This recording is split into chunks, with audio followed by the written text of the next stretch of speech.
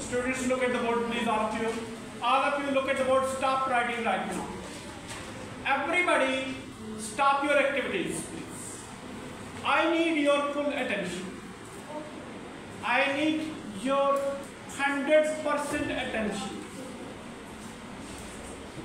Keep your eyes fixed onto the board, rather fixed onto the lines that I am teaching. Clear? Literary devices. Literary devices are those devices used by the poets and writers. Clear? The writers use them, the poets use them just to bring beauty and rhythm and style in their language, in their writing, okay?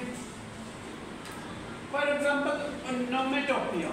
Onomatopoeia is a device in which sounds are written. Like there is a bird cuckoo, and the sound he emits is called cuckoo. Clear? Next one is, there are many other sounds. When you are cooking something, pancakes in a frying pan, when you are roasting something in a frying pan, what kind of sound do you listen? Sizzling sound. That is called SIZZILING, sizzling of pancakes. Sizzling of pancakes.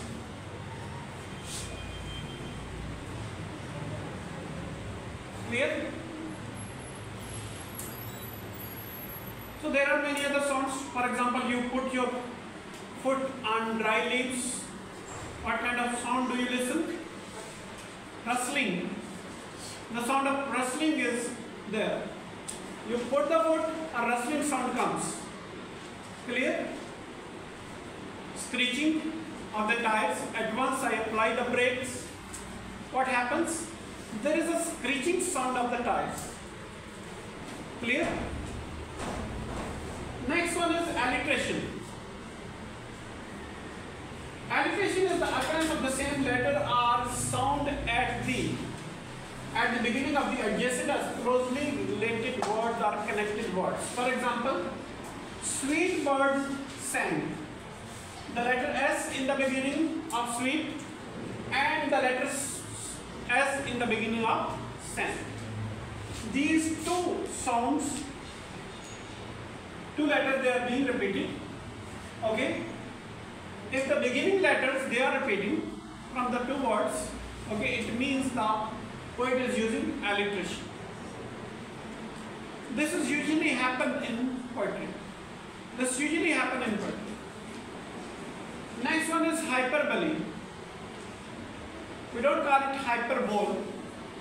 We call it hyperbole. Exaggerated statement or claims not meant to be taken literally. Sometimes you know what happens? Your elderly people or your teachers, they exaggerate the things. Or you exaggerate the things. Things are too small. Something is too small, but you make it bigger one just to create an impact.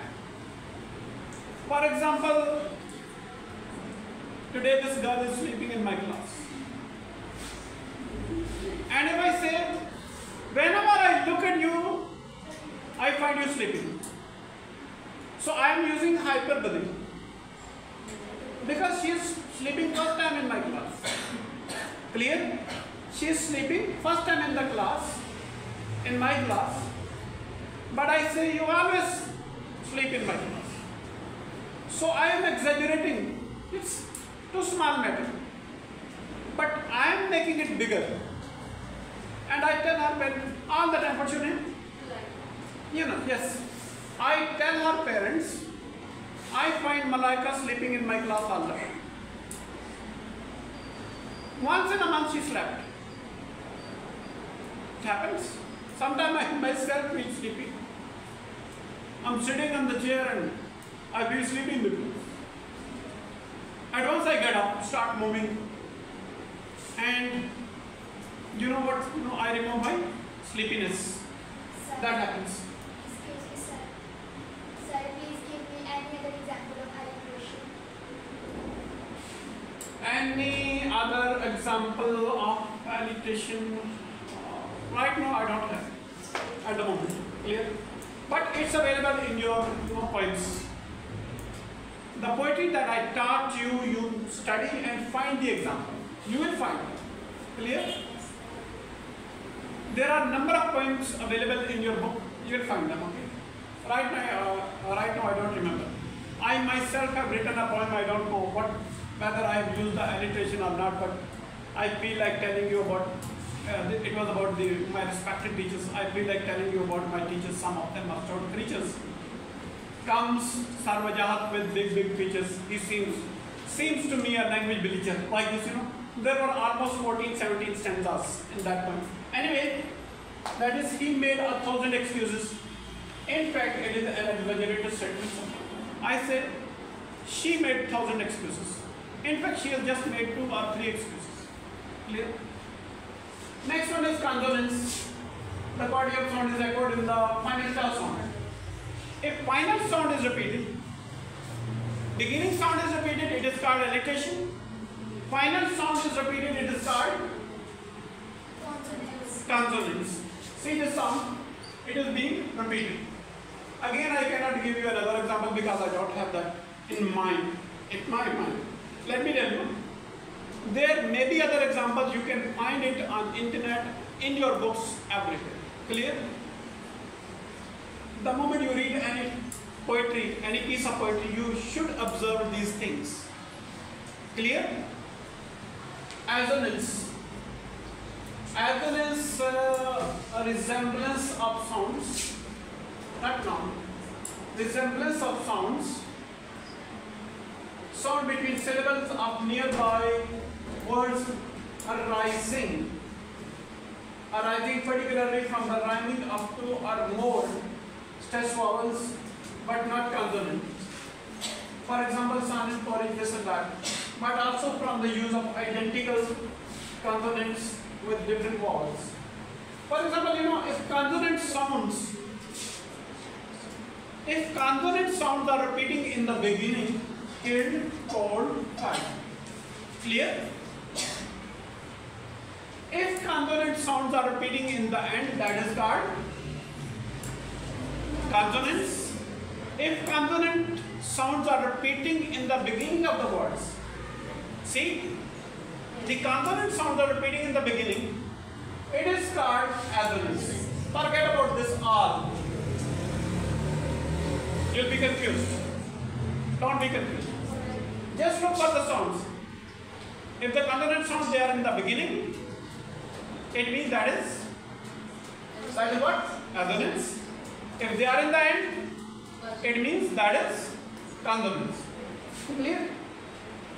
Yes, consonants. Consonants must end with E. No, with any consonants letter.